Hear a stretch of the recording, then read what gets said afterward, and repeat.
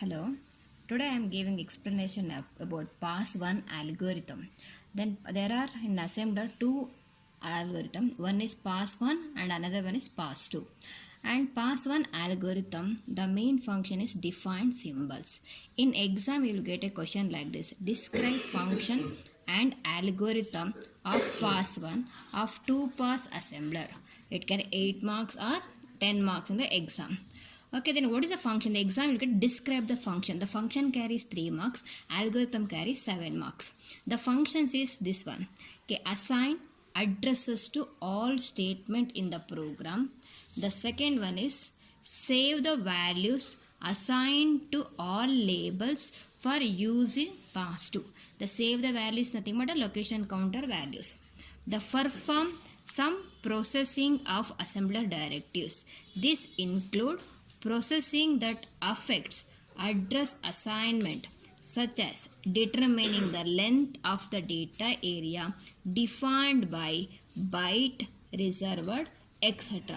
Because this line is not dependent on any of other the value. Further you can do it. These three functions of the pass1 algorithm. Then we already know how to calculate the location counter. That location counter calculation is depend on your pass1 algorithm. Now let me start what is that pass1. The pass1 start with that begin. Next is read first input line. Now I am reading the first input line. If opcode is equal to start, then begin.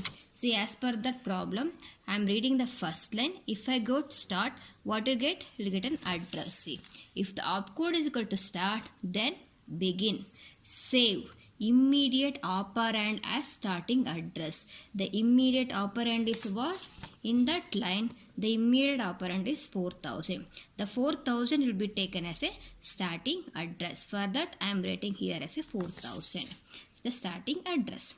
Next, initialize location counter to starting address. See, I am initializing location counter to the starting address 4000. Then write line to intermediate file. I told in the beginning, the last class, whatever you done the first pass1, you should be written into intermediate file.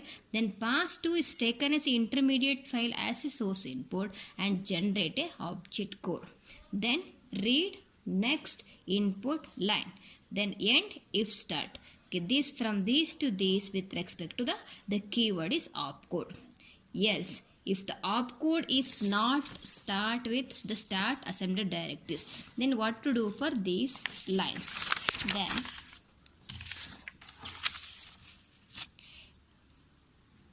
initialize location counter to 0. If in case in the program, if you don't have a start keyword, then you can take initialize that as a location counter as a 0. Then while next I will go for while opcode not equal to end do. Then finally now I want to do location counter. Now I have to do till the opcode not equal to end. I have to go till the end. I want to find out a location counter. Once you know the starting address, next I go for the location counter. For that, begin. If this is not an comment line, then for check for is a comment line or not. If it is not comment line, then begin. If there is a symbol in the label field, then the label field is what? If there is a symbol in the label field. This I don't want to take this also. Then search symbol table for label. Search symbol table for label. I already know what is the symbol table. If found, then set error flag. Then I am doing for this. The first is a symbol table. Check this first is already there or not. If it is there, then set an error flag. If it is not there, take first and the corresponding location counter address in the symbol table. Now the first time is coming, then you have to insert into the symbol table. That is I am doing here. If it is already there, then set error flag. Otherwise, else insert label and location counter into the symbol table. Then end of if symbol. Then go for a operand. Search op table for opcode, because next is what? Opcode. Search op table for opcode. If it is found, then add 3 The 3 is what? Instruction length to location counter.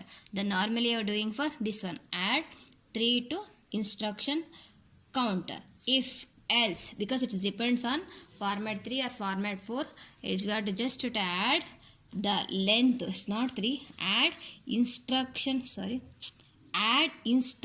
length to location counter. The instruction length can be vary depending upon your machine architecture. It can be SIC or SIC bar XE, or it can be depends on the length of the instruction should be added. Once you add that instruction length to location counter, then else if, for example, if it is opcode LDX is 3, then I am adding LDX to format. This is for only SIC, add 3. All are opcode. Opcode value if not there, then go for reserve word. Reserve byte, reserve word. Then else if opcode is equal to word, then what the rule says? Add 3 to location counter. Else if opcode is equal to reserve word, then add 3 star multiply with immediate operator to location counter. Else if opcode is equal to reserve byte, then add immediate operand to location counter. Else if opcode is equal to byte, then begin find the length of the constant in bytes, then add that length into location counter. For example, in the exam I told byte CEOF. Then I want to find the length of this character. That number of bytes should be added to your location counter. That is I am doing here. Find the length of the constant in bytes. Add that length into location counter. Then end if byte. If it is not an opcode, if it is not an assembler directives, then else set error flag. Why it is set error flag? Invalid operation code. Then end. Then once if it is done, conversion of this line is done, that is returned to write line to intermediate file. The read next input line end. When it is come to the at the end of end, now the computation is over, the while not of end. Then write the last line to intermediate file. After that what? I want to find out the length of my program. For that save location counter minus starting address. I take the location counter is 5780 minus the starting address. I got the length of the program as a program length. Then end of your pass 1. Like that you should be. I am using this algorithm to find out an location counter. Thank you.